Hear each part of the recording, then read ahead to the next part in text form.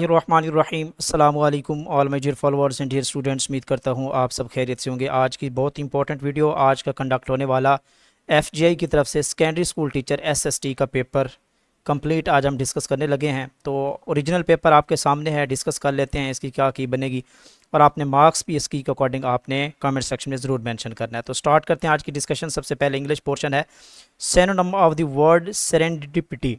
तो इसका serendipity meaning होता है कि फाइंड समथिंग गुड, यानी तो इसका मतलब फार्चून होगा। तो यहाँ पे डेल्टा ऑप्शन जो है ये करेक्ट ऑप्शन है।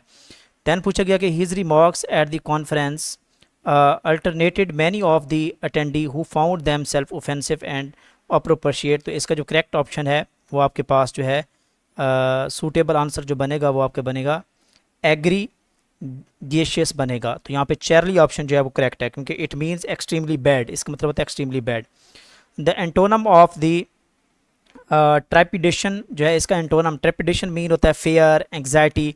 तो इसका एंटोनम पूछा गया है, तो यहाँ पे आपका जो करेक्ट ऑप्शन बनेगा वो आपका बनेगा कॉन्फिडेंस जो है वो करेक्ट ऑप्शन बनेगा, कॉन्फिडेंस। नेक्स्ट क्वेश्चन नंबर 4 है, she studied hard yet she could not pass the exam. तो ये कौन सा सेंटेंस है? This is the compound sentence है, बिकॉज क्योंकि इसमें टू इंडिपेंडेंट क्लासेस यूज़ की गई हैं थ्रू द कंजक्शन। तो this is called the compound sentence कहते हैं इसको। नेक्स्ट क्वेश्चन नंबर 5 है, choose the sentence with the adjective clause के साथ आपने देखना है। तो क्वेश्चन नंबर ये 5 है, इसका करेक्ट ऑप्शन सी बनेगा, क्योंकि मॉडिफाइंग द नाउन जो कारपेट्स हैं, ये the carpets that you bought last year have rotted. तो ये क्या कर रही है? नाउन को मॉडिफाई कर रही है ये वाली क्लास जो है। तो यहाँ पे चार्ली ऑप्शन जो है this is the correct option है। क्वेश्चन नंबर 6 है, identify the sentence which has a non defining class. इनमें से जो नॉन डिफाइनिंग क्लास है आपकी डेल्टा ऑप्शन जो है वो करेक्ट बनेगा, बिकॉज क्योंकि इसमें कॉमा जो है वो क्लॉज के अंदर यूज़ किया गया है, which indicate the non defining clause को शो करता है। डेल्टा ऑप्शन करेक्ट है। Identify the inverted sentence. Inverted sentence वो होता है जिसमें सेंटेंस की स्ट्रक्चर बिल्कुल इन्वर्ट हो, हालांकि सब्जेक्ट के बाद वर्ब और एडवर्ब आते हैं, लेकिन यहाँ पे क्वेश्चन नंबर जो 7 है उसका ए ऑप्शन यहाँ पे चेक करें तो लाउडली बार्कड द डॉग। तो बार्कड नाउन है, लाउडली जो है वो आपके पास क्या है?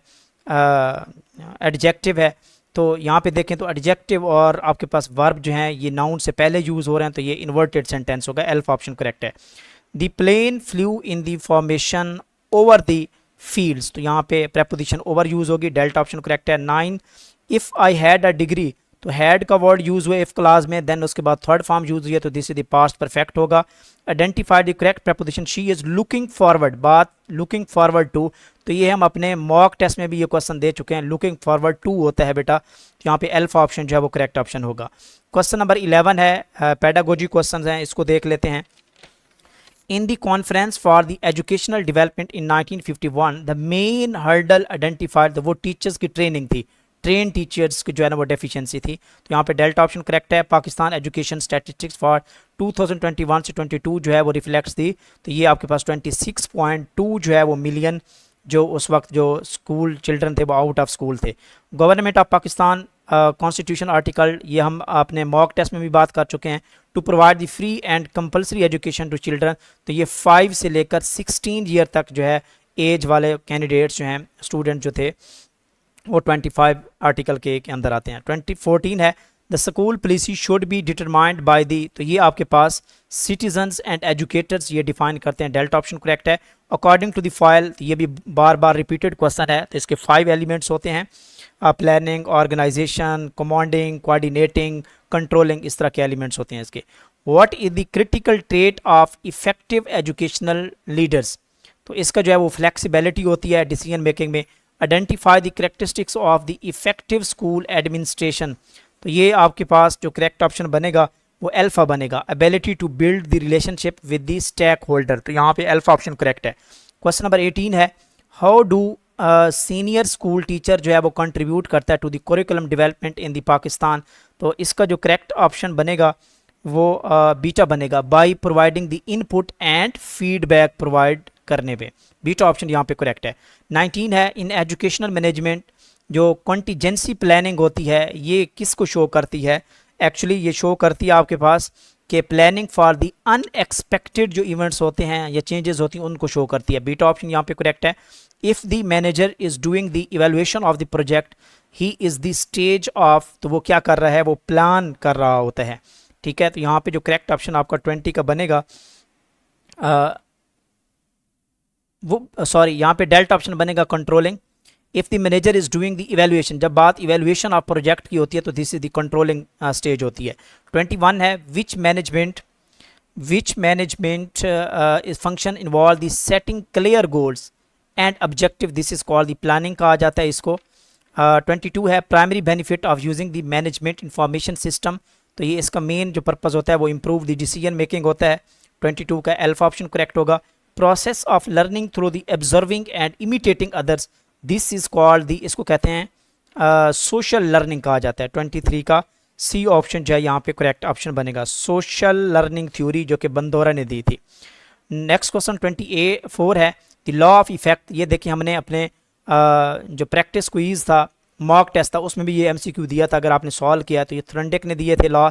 Who develop the theory of self efficacy की थ्योरी किसने दी थी, ये अल्बर्ट बंदोरा ने दी थी। यहाँ पे चार्ली ऑप्शन करेक्ट है। According to the schema theory of memory, schemas modified based on the new info, this is called the, इसको कहते हैं accommodation कहते हैं। 26 का अल्फा ऑप्शन जो है यहाँ पे करेक्ट ऑप्शन बनेगा। 27 है the model of curriculum could not move above the elementary stage, this is called the activity curriculum कहते हैं, बीटा ऑप्शन यहाँ पे करेक्ट है। मॉडल ऑफ बिहेवियरल ऑब्जेक्टिव जो होता है of curriculum evaluation was presented by, तो ये टेलर ने ये लॉ दिया था। 28 का अल्फा ऑप्शन करेक्ट है। Who said curriculum is the written plan है, तो ये आपके पास टेलर ने कहा था। द वर्ड स्कैफोल्डिंग जो है, this is the teaching refer to the, scaffolding का वर्ड जो है वो टेम्परेरी वर्ड से है, एडजस्टमेंट स्पोर्ट से रिलेटेड है। 31 है the method which enhance the student capability, the method which enhance students capability and demonstrating the mastery of specific skills, this is called the, इसको हम क्या कहते हैं, competency based learning कहा जाता है। तो this is the beta option यहाँ पे करेक्ट ऑप्शन है। नेक्स्ट क्वेश्चन 32 है for better teaching learning process the best method is, this is called the interactive method, इसको कहा जाता है। Extinction technique of classroom management is where teacher the negative behaviour, this is called the ignore, इसको कहते हैं। 33 का जो है वो बीटा ऑप्शन करेक्ट है। 34 है the select one strategy to promote the engagement of student in the class, तो दिस इज कॉल्ड द, इसको ग्रुप वर्क कहा जाता है। 34 का डेल्टा ऑप्शन करेक्ट है। नेक्स्ट क्वेश्चन है 35, which strategy is effective for managing the classroom behaviour of the students, this is called the redirecting the misbehaviour, alpha option यहाँ पे correct है। 36 है which approach fosters a positive class room environment, तो ये आपके पास कौन सी होगी, this is called the collaborative activity कहते हैं। Test meet for the prediction on a certain criterion, these are called the, हम इनको कहते हैं एप्टीट्यूड टेस्ट कहते हैं इसको, बीटा ऑप्शन यहाँ पे करेक्ट है। The test made of compare performance of student with the other student, this is called the, इसको beta option norm reference test कहा जाता है। SAT, IQ test, GMAT test are examples of, ये generally आपके पास intelligence test हैं, तो इसका यहाँ पे जो करेक्ट ऑप्शन बनेगा वो नॉर्म रेफरेंस बनेगा। कौन सा बनेगा, नॉर्म रेफरेंस, यहाँ पे चार्ली ऑप्शन यहाँ पे बनेगा। Which statistical measure indicate the level of test difficulty, this is called the item discrimination index कहा जाता है इसे। कोलैबोरेटिव जो रिसर्च होती है, this is the technique address the specific problem और improve, this is called the action research इसे कहते हैं, this is called the action research. Action research is conducted by the teachers themselves और which organisation is responsible for the regulating the, this is called the NACTE कहते हैं, या इसको NCTE कहते हैं, national council for the teachers education. Text book board, okay 45 है the text book board was recommended to establish under the 1959 जो policy थी national education commission, वो करेक्ट है, beta option. What is the main focus of the Pakistan educational development goals, तो इसका जो main focus था वो आपके पास इसकी quality of education for all, Charlie option यहाँ पे करेक्ट होगा। What is the key role of this school counsellor, का जो मेन रोल होता है, की रोल होता है, वो आपके पास इसकी हॉलिस्टिक डेवलपमेंट होती है।